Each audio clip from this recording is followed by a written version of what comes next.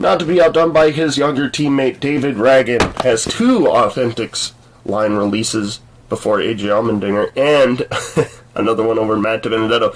If you're not sure what I'm talking about, he has this, as well as the Shriners Hospitals one, which is coming out in Wave 10 or 11, which was actually DNP'd. But that's the joy of the Authentics line in the retails, that they could put out these diecasts that get DNP'd. This one was not, however, and it goes with DiBenedetto's car as well. It's a Darlington throwback. Something I was really surprised it came out in with this line, as well as the 32 of Jeffrey Earnhardt that is coming out in the next couple of waves as well. This car was actually run a few times in 2015 with J.J. Yaley. I think this was run at Bristol with Yaley, and it just now got a diecast release, which is the coolest thing. I'm not the biggest fan of David Ragan, I can admit that. I haven't for a couple of years now because of the things he said off track about his teams and all that. So, but whatever, it is still pretty neat to have this car being made. So take a look at the back.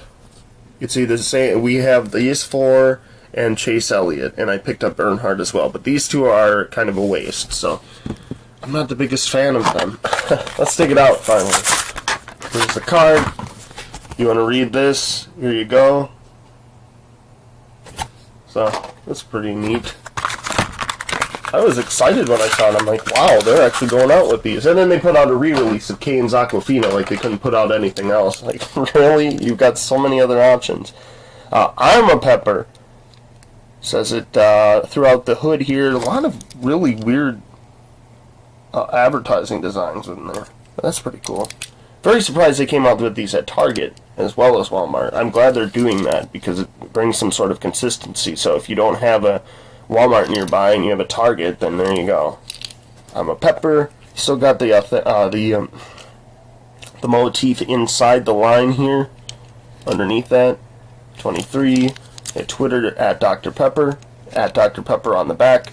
Just a really nice car. I like it. It's at that burgundy red. This is the first time the 23 was made in a diecast release since Alex Bowman, I think, had his made in 2014, which I think is pretty hard to find now, actually. I would hope so. With that popularity Alex Bowman got, why not? So, I'm just not a big fan of the number design in it. I know it's a retro feel to it, but damn, that's ugly. It's the same thing with the Benedetto. I think they're really ugly. Look at that. I'm not the biggest fan of it. But yeah, you like what you saw today. Comment, like, and subscribe for more, and I'll see you guys.